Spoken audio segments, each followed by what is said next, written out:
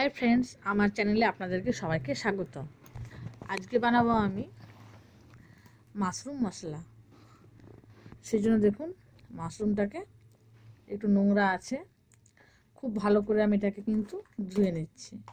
আমি এটা 3-4 বার জলে খুব ভালো করে এটাকে আমি ধুয়ে নেব। এই যে দেখতে পাচ্ছেন, ভালো করে মাশরুমটাকে আমি ধুয়ে নিয়েছি।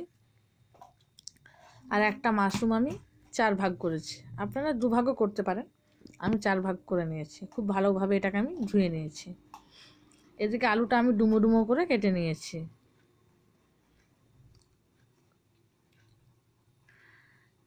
এদিকে আমি কড়াইয়ে তেল চাপিয়ে দিয়েছি।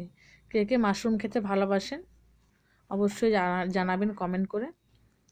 আর ভিডিওটি ভালো লাগলে অবশ্যই লাইক, কমেন্ট, শেয়ার আর সাবস্ক্রাইব করে দেবেন। দিয়ে দিয়েছি সামান্য একটু 5 ফোড়ন। তেলটা গরম হয়ে গেছে, এরপর আমি কেটে রাখা আলুগুলোকে দিয়ে দিলাম।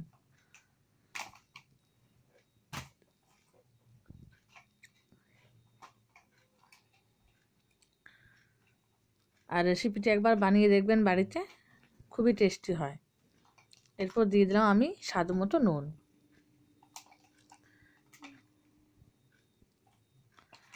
একটু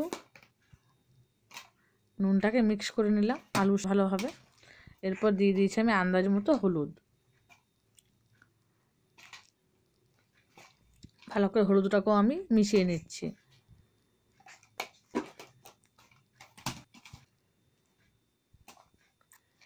এরপর আমি পেস্ট করা আদা, পেঁয়াজ, রসুনের পেস্টটা দিয়ে দিলাম।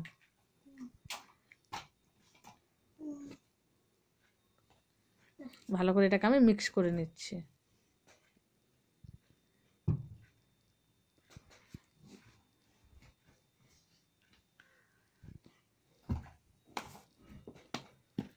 মিক্সির বাটি জলটাই ছিল, সেটা একটু আমি সেই জলটাই দিয়ে দিলাম।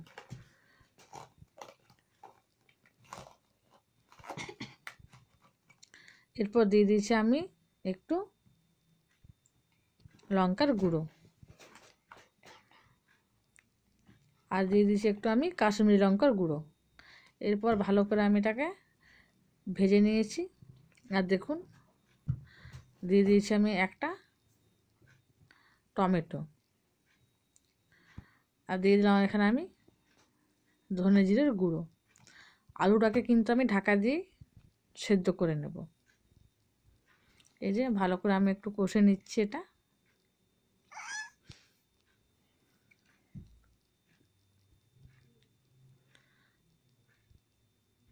এবার ঢাকা দিয়ে আমি একটু সেদ্ধ করে নিয়েছিলাম। তারপর ঢাকাটা খুলে এরপর আমি মাশরুমগুলোকে দিয়ে ভালো করে একটু কষে নেব।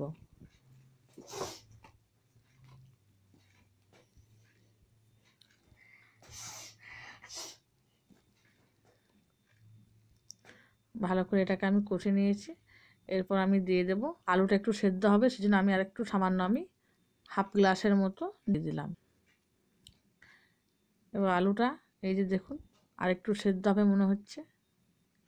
এরপর জলটা ফুটলেই মাখা মাখা হলেই এই যে নামিয়ে নিলাম আমার আজকের রেসিপি মাশরুম মশলা।